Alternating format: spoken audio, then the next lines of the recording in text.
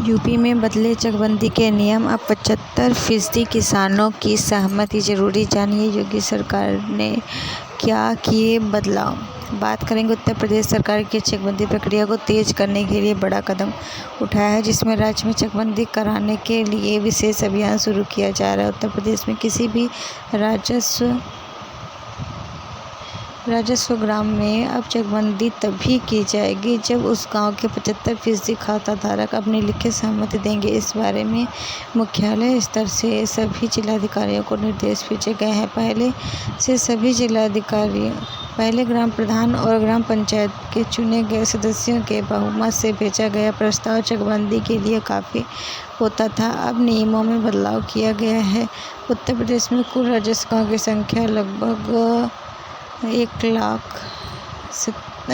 लाख के आसपास है, जिनमें लगभग 6,974 गाँव में एक बार भी चकबंदी नहीं हुई है। चकबंदी विभाग के मुताबिक इनमें से बस 1767 गाँव ही ऐसे हैं जिनमें अब चकबंदी हो सकती है। बाकी के गाँव में पहाड़ी ज़मीन होने, नदी के कटान वाले गाँव, बहुत बड़े पैमाने पर भूमि अधिग्रहण करने वाले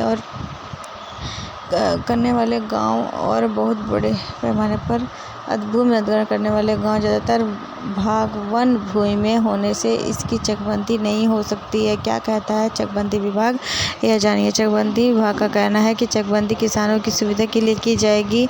ऐसा कई बार होता है कि जब भी ऐसी प्रक्रिया शुरू होती है तो गांव में विरोध होने लगता है, कई बार कोर्ट केस भी हो जाते हैं, इसलिए ऐसा कोई नौबत ना आए, इसके लिए सभी जिलाधिकारियों को यह निर्देश भेज दिए गए हैं कि चकबंदी की प्रक्रिया शुरू करने से पहले उस गाँव के 75% घाटा संख्या धारकों यानी किसानों को साथ लेकर उनकी सहमति ली जाए। यह सहमति लिखित में होगी और इसके लिए किसानों से भरवाया जाना वाला प्रारूप भी जिलाधिकारियों को भेजा गया है। प्रदेश में कुल राजस्व गाँव की संख्या 1 लाख है और गाँव की संख्या जहां एक बार भी चकबंदी नहीं हुई है 6,974 है। राजस्व गाँव जहां पहले चक्र की चकबंदी हो चुकी है लगभग 10 लाख के आसपास है। चकबंदी से छूटे हुए गांव जो चकबंदी के लिए उपयुक्त 1,767 हैं। क्या है चकबंदी? उत्तर प्रदेश में चकबंदी का अर्थ है किसानों की अलग अलग जगहों पर बिखरी हुई खेतों को एक जगह